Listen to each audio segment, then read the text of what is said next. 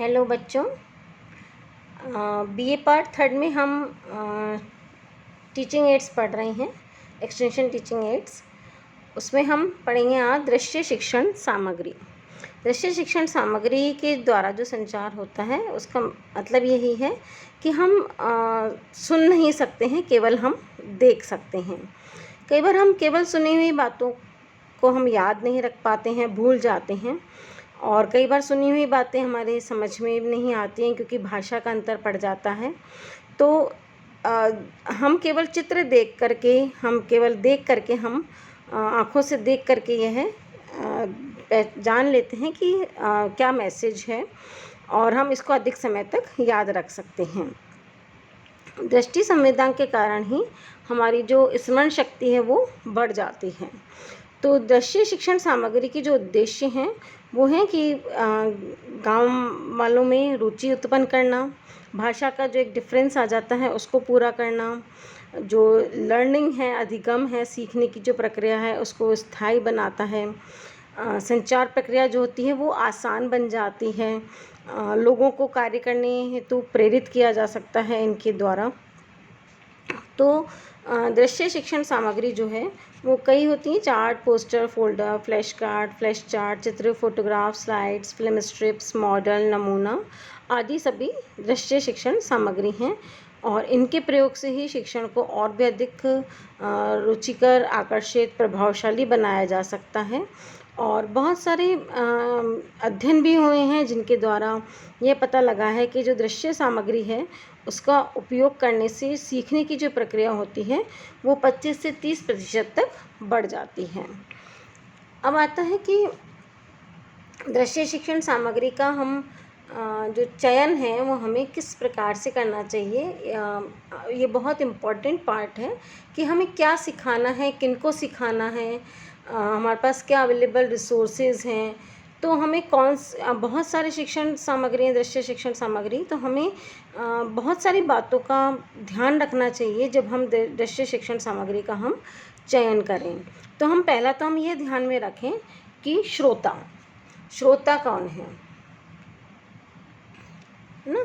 तो श्रोता कैसे होते हैं, वो कौन हैं, कहाँ रहते हैं, उनकी रुचि किस में है, उनकी वो इलिटरेट हैं या लिटरेट हैं, या वो कहाँ तक पढ़े हुए हैं, उनके लिए हमें कौन सी विधि का चयन करना चाहिए कि प्रदर्शन, प्रशिक्षण, टेलीविज़न से शिक्षण, फ्लैश कार्ड, कठपुतली का खेल, नाटक, कौन सा हमारे लिए लाभकारी रहेगा। अगर पढ़े लिखे लोग होंगे तो हम पैम्फलेट, बुलेटिन वगैरह, लीफलेट, इनका उपयोग कर सकते हैं छपी हुई सामग्री का। लेकिन यदि पढ़े लिखे लोग नहीं हैं, अनपढ़ हैं, तो हम प्रदर्शन, टेलीविज़न से शिक्षण, फ्लैश कार्ड, कठपुतली का खेल, नुक्कड़ नाटक, इनके द्वारा हम उनको शिक्षण दे सकते हैं। तो श्रोता कौन है उसके अनुसार ही हम शिक्षण सामग्री, दृश्य शिक्षण सामग्री का चयन करेंगे। दूसरा आता है मीडियम, माध्यम, है ना। तो प्रसार शिक्षण के उद्देश्यों को ध्यान में रखकर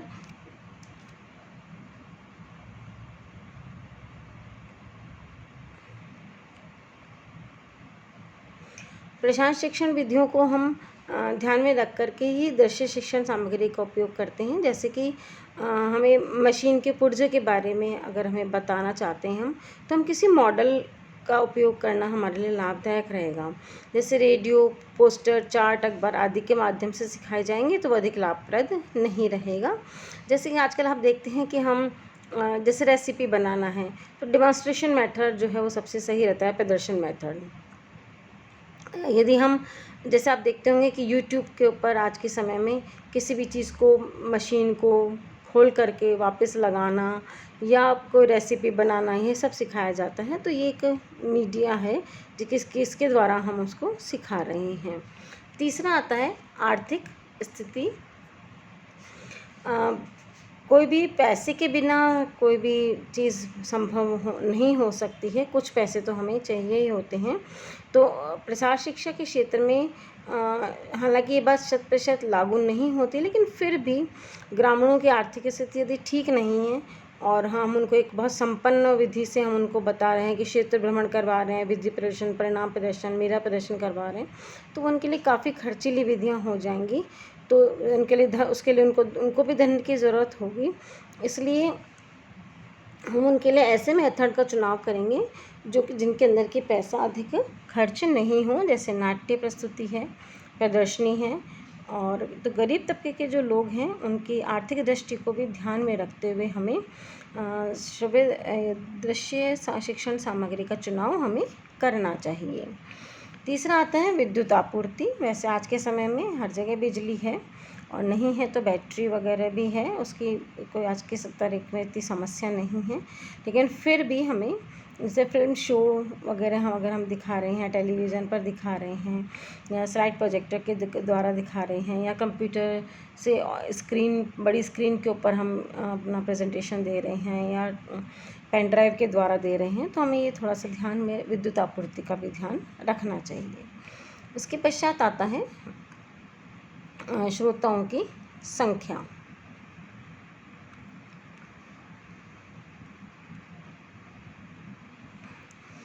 श्रोताओं की संख्या को भी ध्यान में रखना चाहिए कि कितने लोग हैं, कितना, जैसे जो यदि लोगों की संख्या कम है तब तो हम chart, poster, flash card, photograph से बता सकते हैं।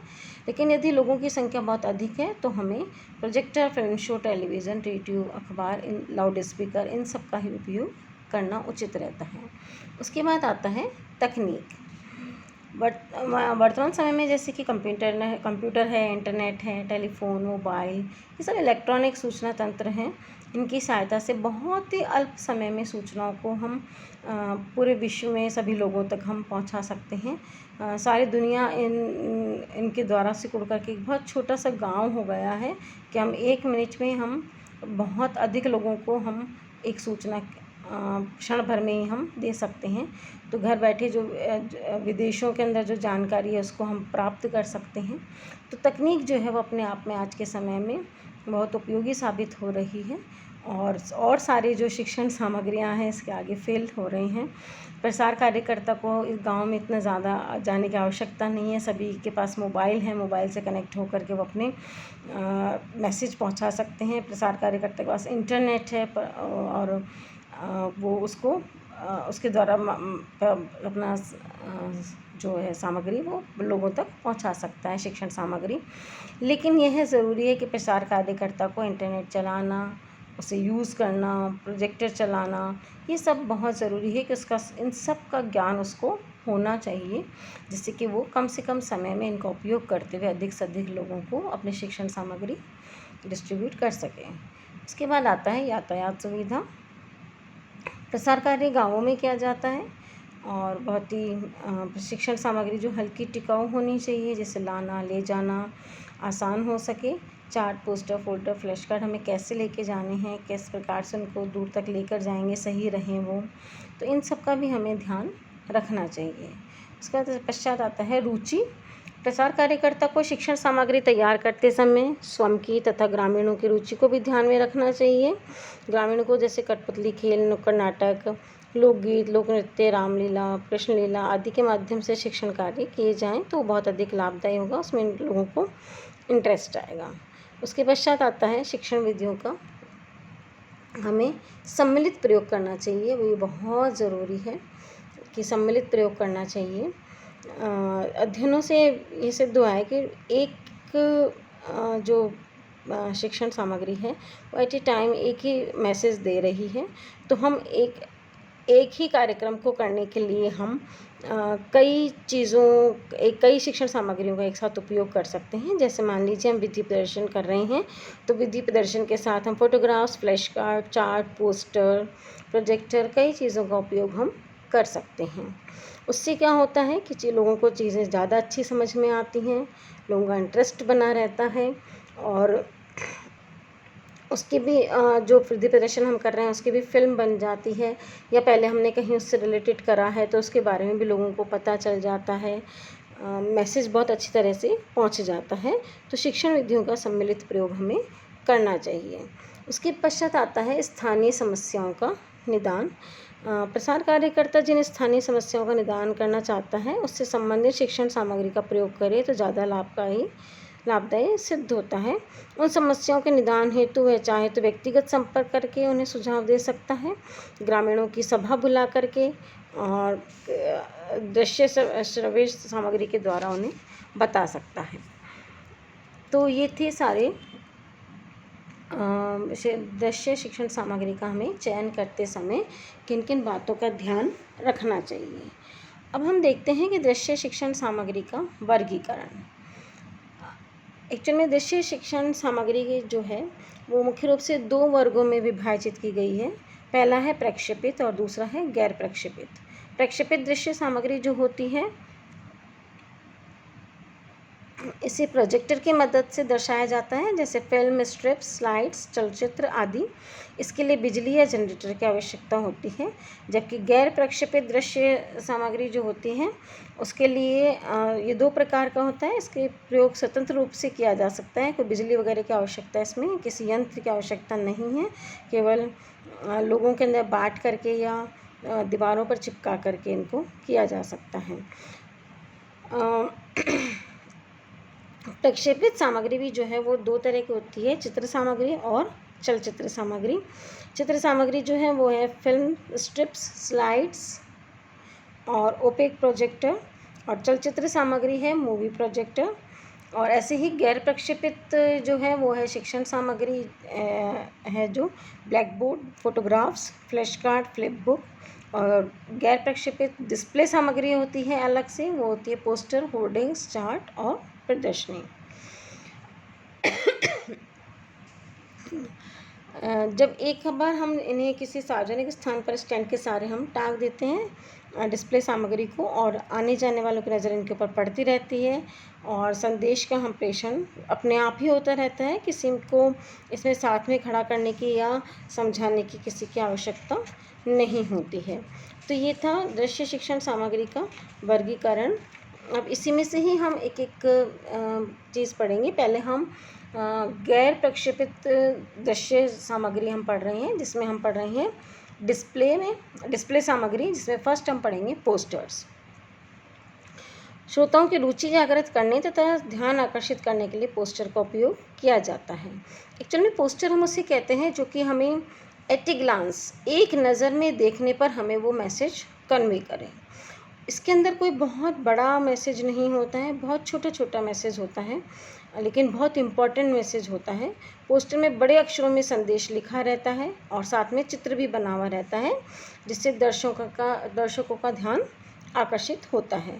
पोस्टर बनाते समय हमें बहुत सारी चीज़ें ध्यान रखनी चाहिए। पोस्टर आकर्षक और हमेशा चटकीले रंगों में होना चाहिए। पोस्टर का आकार सामान्यतः 50 सेंटीमीटर और 75 सेंटीमीटर रहता है। इसका डिज़ाइन बहुत साधारण, सुंदर और आकर्षक होना चाहिए। बहुत भरा भरा पोस्टर नहीं होना चाहिए। इसमें खाली स्थान बहुत इम्पोर्टेंट होता है, महत्व दिया जाना चाहिए खाली स्थान को, जिससे कि एक ही बार में एक मैसेज जो हम देना चाह रहे हैं वह एट ए ग्लांस लोगों को समझ में आ जाए। चटक रंग, विशेषकर प्राथमिक रंगों का ही उपयोग किया जाता है। 3 से 4 रंगों से ज़्यादा इसमें उपयोग नहीं करना चाहिए। कन्फ्यूज़न किसी भी तरह का क्रिएट नहीं होना चाहिए। जो भी स्लोगन हम इसमें लिख रहे हैं या जो भी हम मैसेज इसके अंदर लिख रहे हैं बिल्कुल रिलेवेंट होना चाहिए। चित्र भी बिल्कुल रिलेवेंट होना चाहिए। उसकी पृष्ठभूमि में बिल्कुल आकर्षक होनी चाहिए। चित्र की कोई भी ऑड कॉम्बिनेशन इसके अंदर नहीं यूज़ करना चाहिए। और ऊपर कैप्शन हमें ज़रूर देना चाहिए। कैप्शन शब्दों के अंदर जैसे 5 शब्दों से अधिक का कैप्शन वैसे नहीं होना चाहिए। नीचे कोई भी एक स्लोगन आप लिख सकते हैं। और लेआउट ज़रूर इसका बनाना चाहिए। पोस्टर में चारों तरफ खाली स्थान भी रहना चाहिए। पहले पोस्टर का रफ बना लें, उसके पश्चात उसे दर्शकों को दिखाएं। उसके बाद उसमें हम कलर करें कि जो हम कहना चाह रहे हैं वो मैसेज लोगों तक पहुंच रहा है या नहीं पहुंच रहा है। इसी तरह से पोस्टर के समान चार्ट्स भी होते हैं। चार्ट्स में हम एक मैसेज नहीं, हम बहुत सारे मैसेज एक साथ देते हैं। जैसे हम पोस्टर के अंदर तो हम कह सकते हैं कि पेड़ लगाओ और पृथ्वी को बचाओ, है ना, या हरियालो राजस्थान, या फिर जैसे आज के समय में अगर आप देखें तो कोरोना से बचाव संभव है, कोरोना में बचाव संभव है। तो इस तरह से हम, ये तो सारे हैं पोस्टर। हम चार्ट्स की बात करते हैं। तो चार्ट में बहुत सारे विचारों की श्रृंखला रहती है। उसका प्रयोग केवल अकेले अथवा अन्य शिक्षण सामग्री के साथ भी किया जा सकता है। चार्ट कई प्रकार के होते हैं: संस्थागत chart, pictorial chart, flow chart, pie chart और रेखा चार्ट।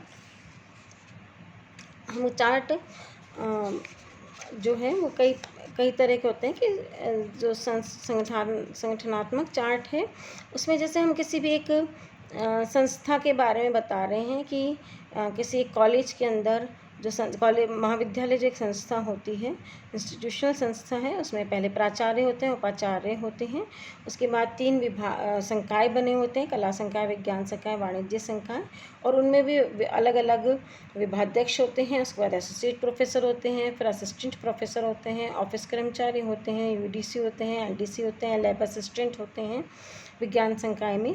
तो इस तरह से हम एक अगर डिवीज़न करता हुआ हम बनाएं तो वो एक संगठनात्मक चार्ट कहलाता है। उसके पश्चात आता है पिक्टोरियल चार्ट। अगर हम मान लीजिए भारत की हम जनसंख्या बता रहे हैं, तो किसी शहर के अंदर कितनी है, या हम देखें, अंतर देखें हम कि 2011 में कितनी थी, 2012 में कितनी, 13 में कितनी, किस पर्टिकुलर शहर में कितनी। तो ये इन सब के बारे में अगर बड़े बड़े शहरों की हम जनसंख्या देखें तो यह एक पिक्टोरियल चार्ट कहलाता है।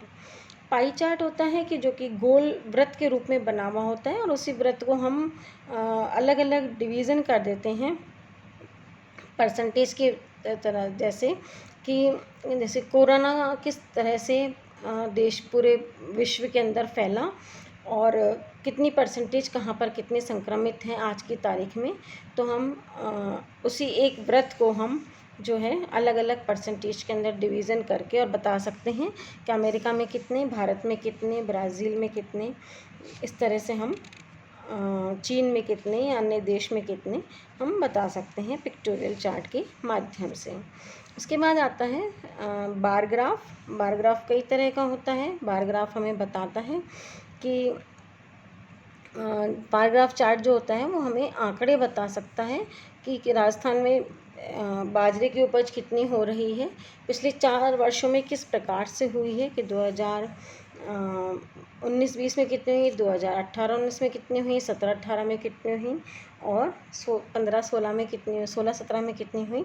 तो हम एक कंपैरिजन कर सकते हैं कि कितनी कितनी बाजरे की उपज किस किस वर्ष के अंदर कितनी कितनी हुई है। इस प्रकार से सामान्य बार चार्ट बनाया जाता है। एक होता है ट्री चार्ट, कि हमने कोई भी फैमिली है, उसमें परदादा थे, दादा थे, उनका क्या नाम था, फिर परदादा के कितने बेटे थे, एक दादा के कितना परिवार है, ये उस परिवार उसकी ब्रांचेस निकाल करके और हम डिवीज़न करते चले जाएं, वो कहलाता है ट्री चार्ट। इसी तरह से एक रेखा चार्ट होता है, जो कि आप सिंपल जो ग्राफ बनाते हैं वो रेखा चार्ट कहलाता है। तो इस प्रकार से चार्ट भी कई प्रकार का होता है। चार्ट एक बार में कई मैसेज एक साथ देता है। जैसे हम एक चार्ट बना सकते हैं कोरोना पर, कि कोरोना से आप किस प्रकार से बच सकते हैं, इसके ऊपर एक चार्ट बना रहे हैं। तो हमने ब्लॉक्स बना दिए हैं, उसमें एक में हम हाथ धोना बता रहे हैं, एक में हम सैनिटाइज़ करना, चीज़ों को सैनिटाइज़ करके यूज़ करना बता रहे हैं, डिस्टेंस मेंटेन करना बता रहे हैं, मास्क लगाना बता रहे हैं, अपने हेड को कवर करना बता रहे हैं, और ज़्यादा से हम जहाँ तक हो हमें बहुत ही आवश्यक हो तो हम घर से बाहर निकलें। इस तरह से बचाव कोरोना के से संभव है। तो हम ये भी बता सकते हैं चार्ट के द्वारा। जबकि हम पोस्टर और चार्ट में मेन डिफरेंस यही है कि जो चार्ट होता है वो एक बार में बहुत सारे मैसेज, मतलब एक किसी टॉपिक के ऊपर बहुत सारे मैसेज कन्वे करता है, जबकि पोस्टर जो होता है वो एट ए ग्लांस देखने पर एक ही मैसेज कन्वे करता है। तो मैं आपको एक क्वेश्चन दे रही हूँ कि पोस्टर और चार्ट में डिफरेंस आप लिखिएगा और मुझे बताइएगा। धन्यवाद आज के लिए। नेक्स्ट हम पढ़ेंगे प्रदर्शनी, ब्लैक बोर्ड, बुलेटिन बोर्ड आदि। धन्यवाद।